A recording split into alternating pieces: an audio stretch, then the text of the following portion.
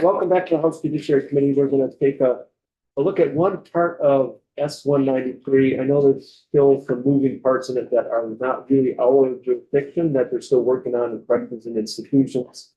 And we may or may not get a report from Kate Glenn like at 11:30 about where that stands. I'm not entirely sure. Or maybe it will be after the floor if the floor ends early enough, or it will be tomorrow morning, at which time we need to try to vote this thing out. So we're going to have Dr. Bowen, and I'll just kind of direct you to the main question that we kind of want you to address. Yeah, if you could join us, please, and identify yourself for the record. And yeah. What version? So I'm looking, so at 5.2, it's like, I guess the question is, which version have you looked at a later version than that? Yeah. Okay, right. There's a 6.1 that's being worked on currently. Yes, and actually, it includes, in my view, where 5.2 was, but it's no, I'm not gonna ask her about that right now. Why don't we have that? I think they're done with it. They're not done with it. Yeah, there were just that there were folks in the room who were walking through it, like in the outer perimeter. So there's a part that they're not touching that I wanted to just get your to weigh in on, and that's it's section 6, and it's the changes that we made that are in 5.2. It's on page 8 and 9. And I'm looking at 5.1, but that's, Well, I think it's actually the same language as 5.1. You can look at 5.1 as well. It's the same. That language hasn't changed. okay, and what page are you on? 8 and 9.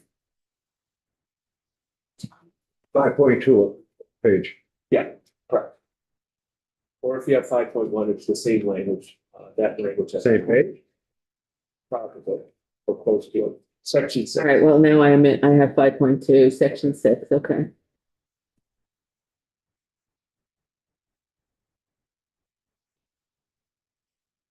And the main, well, I'll let you read first, but then I can ask you what the main question that came up when we had a walk through this language yesterday. So A, B, which, the whole thing? Yes, and my question is really what's on page 9 and Romanet 2. Page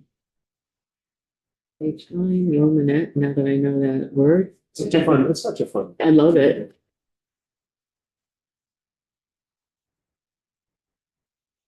Okay, the Romanet 2. Mm-hmm.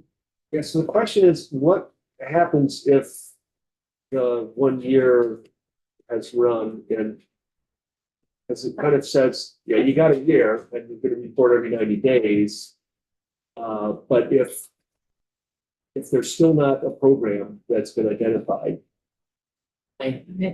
So let me say that it is unlikely to need a year, but not 0. Right. So most of the time it would likely be sufficient time within a year to build a program or to identify the appropriate place. There are a lot of moving pieces for folks who could present this level of concern, given the charges and et cetera. If in fact, I recall a scenario in the history where it took a year and a half to find something that's not typical, and I'll ask the developmental services division lead to weigh in on it. But if it has something to do with hiring the appropriate staff, the appropriately skilled staff, and the appropriate number, because in some of these scenarios you may need 2 or 3 to 1, 24/7. If it's related to finding the appropriate setting, which in many cases, the effort is to find it in a somewhat more isolated part of the state and an appropriate setting, those are 2 of the main barriers, right? Finding the appropriate living space and finding the appropriate and the number of staff. If that was to come and we said, the program's not ready. Yes, we need a little bit more time. Stuart, I'm sorry, he should also introduce himself, but he's got my back. Yeah. That's a- Can you explain what could be the process in that scenario to request, the additional time? Yeah, so if the 1 year is not sufficient to build the program to the point that the person could be safely served in a community-based program, I think what we would want to see is that by default, there be a 1 year limit to the time frame that the court could keep someone at the forensic facility. But for good cause shown, we would ask that the court be able to consider a further, for lack of a better term, detention in the forensic facility to be reviewed. It looks like here on a 90-day timeline. So I think having an absolute 1 year could be problematic in the unlikely situation that a program couldn't be developed in that amount of time. So we would just say upon the state's showing of good cause, that could be extended further and then subsequently reviewed every 90 days. And can I just check with the division lead if you want to just say your name? And sorry, I didn't introduce myself as general counsel for the Department of Disabilities, Aging, and Independent Living. Stuart Shearer. By yourself. Sure, yeah, Jen Gary and Developmental Disability Services Division Director. So as Mr. Shore and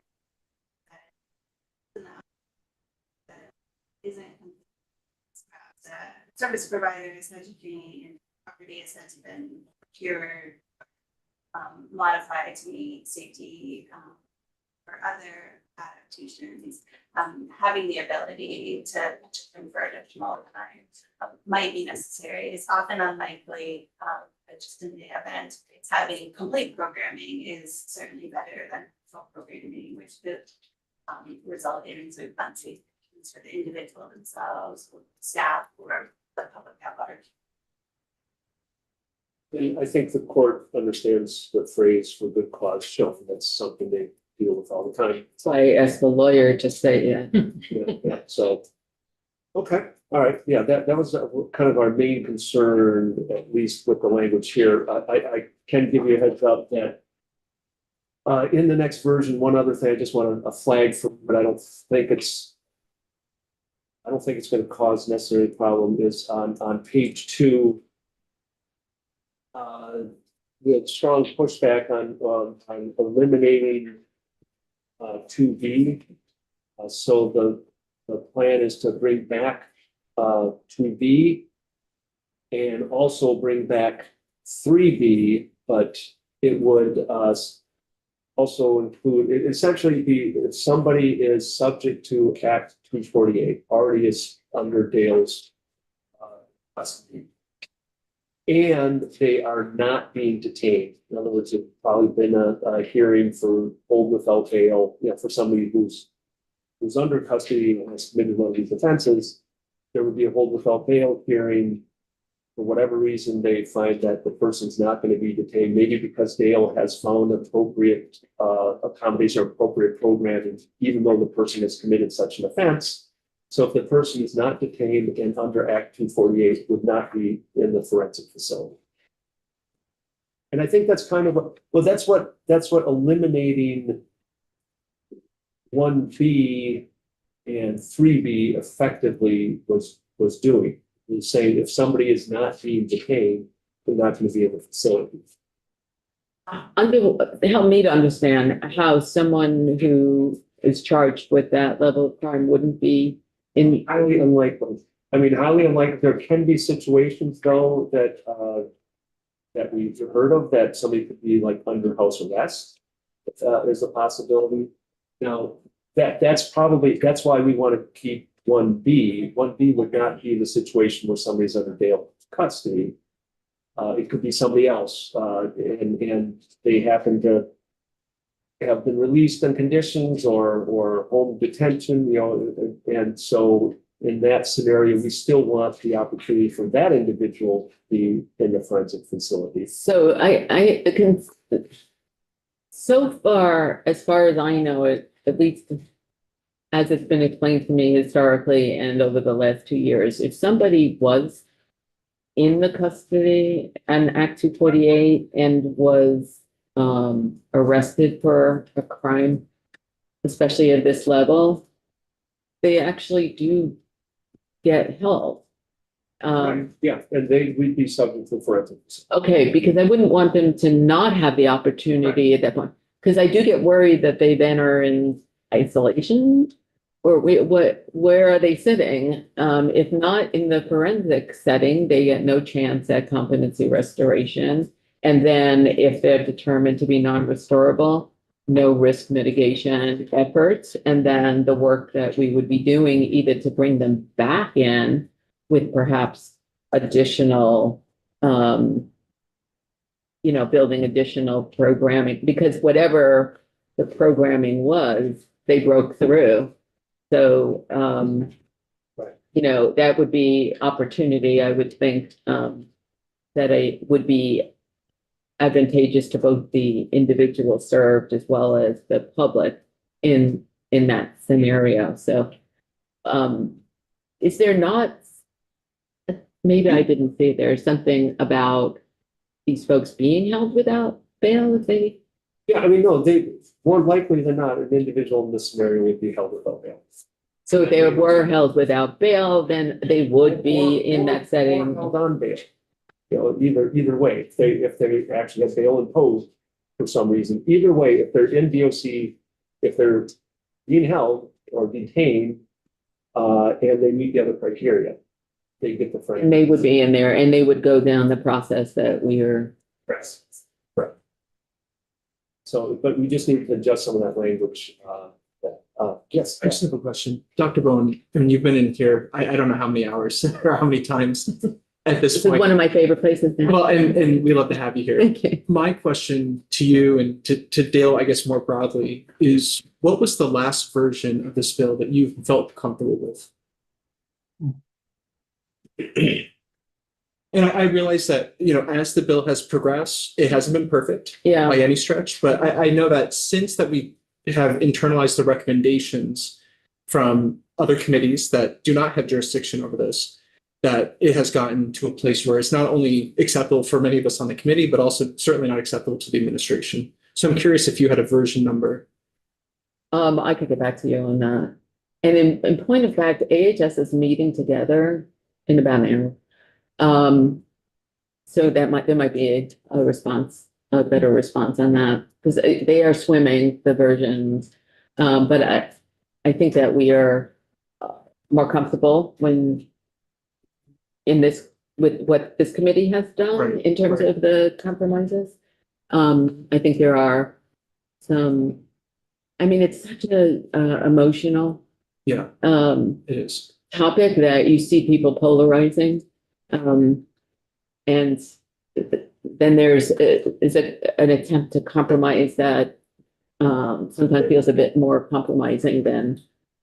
And sorry, not to cut you off, Yeah. but my bigger concern, just from my perspective, is we have veered into the part of the discussion that has, in terms of the conversations that are ongoing with other committees that are opining on this, that the conversations are no longer being productive. That's my concern. And so, Eric, I'm wondering if you could tell us what was the last version of the bill that did not have the study group that was recommended by corrections? And maybe Stuart, I see Stuart is coming on, but It's probably gonna. Yeah, that's more in Katie's section of the bill, so I'm not sure. By the first study, do you mean the language from The Chair Emmons. feasibility? Yeah, the feasibility study. feasibility? Yeah, exactly. Right. Do you have that? I don't have it. Rebecca Silver, I don't. Yeah, I don't have. As you all know, this is really an AHS sort of thing. So I know you're asking specifically, Commissioner Ball, but we really have to, that's one that we need to have everybody who's got an interest, on AHS. We are meeting, so we'll get back to you today for a moment. Yeah, no, and that's in a sense of putting AHS on. I mean, that I've been an advocate for this bill from the very much the outset. Yeah, but I just think it, we'll have to go through because there's also so many versions. There's so many versions, I couldn't tell you which one, but I can say that, when we have been talking about it, it seems to land in a place where I think there's differences of opinion in here as well. So, I know that this is really difficult. And what I have been speaking about is really that trying to find that sweet spot between the needs of the individuals, including due process, and the needs of the community and including the victims and their families. We really have to think about both those things at the same time. And I think that that's been difficult. And it reflects in the multiple versions and all. As far as your specific question about Act 248, I think the way we just talked about it landed, that's where I think we had landed before we had left here. Yeah. And then there was the wider population of developmental disabilities as well, and the conditional releases we had talked about, and I think that can work. Yeah. No, I appreciate it. Yeah. Sure. Yeah, thanks. I just wanted to maybe get an understanding as we're talking about this section, the B section that is proposed to be struck. When we use the term subject to an order of commitment, as I sit here, it sounds to me that we're talking about the limited population of people who are actually currently on an Act 248 order, correct? Yes. Okay. The other thing is, without really knowing where this is going to go, there was some question on the language in B1A and B, which is, I'm looking at version 5.1. It's on the bottom of page 2, top of page 3. And I understand that striking the clause not less often than the shorter of either, and then striking the word or and putting an and between them was designed to create some greater clarity. My only concern is that I think a reasonable interpretation of this could mean that an individual is entitled to, or there shall be an evaluation or a reevaluation at every 6-month interval, but only if the Agency of Human Services medical director finds that the person is likely competent or is unlikely to have their competency restored. So, for example, if it makes it sound as if both A and B must be satisfied in order to be to have that 6-month review. So I would say, to avoid any ambiguity, perhaps you could leave the word and in there and include the clause at any time, comma, upon the determination by the Agency of Human Services medical director. So that would allow the person who is coming in, who's clearly not likely to be restored, could have their competency, that determination of non-restorability, determined sooner than the initial 6 months. You hear that? You get that, Eric? I did, and yeah, Eric, the project roadside council Stewart had emailed me that suggestion earlier this morning. I agree with it. I think that inadvertently there was possibility that he described that it could be interpreted as requiring both, but adding the words at any time is all the time. Okay, good. Excellent. Yeah. And should there be any sort of more to that, like at any time, but at least? But that's a 6 months. So that would be the, okay. That's 6 months, yeah. Yeah, That was still, you're talking about what's baked in. That would still be, yeah, you still have the right to have it done at the 6-month interval, but it could be done sooner if one of these criteria had been met in B.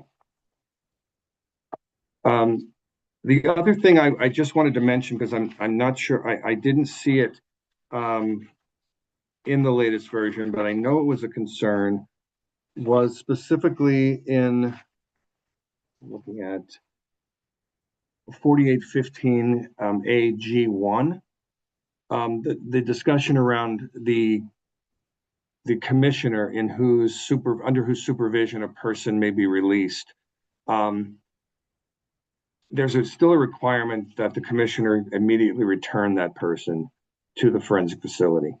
And there was some concern, I know, expressed by Commissioner Hawes, and a lot of us concurred, that AHS, the departments themselves don't have the capacity or the staffing to physically return someone to the forensic facility. So I think that something along the lines of shifting that requirement to the department shall immediately file a request that the court order the person's return to the forensic facility might be more appropriate. And then the court would have the resources to ensure that that person's brought back. We don't want to subject department staff or field staff to the obligation of having to return a dangerous person to the forensic facility. Okay, and this is, where exactly are you looking? So it's in two places. It's in 4815A G1, which is, I need a page Yeah, number. page Sure. number. it's on page 11 of draft 5.1.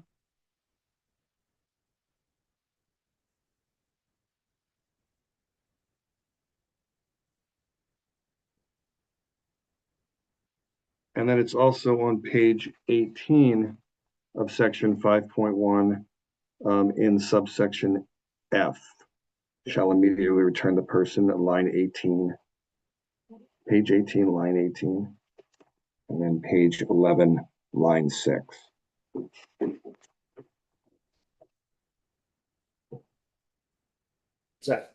So I hate to beat the dead horse, but I keep coming back to this point that, you know, the legislation that we're looking to take up in this room at some point should be helping the Vermonters and to solve the problem that we're seeking to affect here. And I mean, it's not really a point of discussion anymore that the concern that is facing Vermont communities across the state is that this is a public safety concern.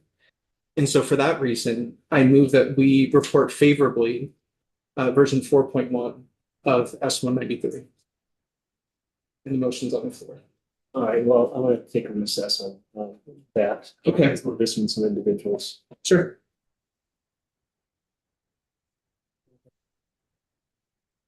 Okay. You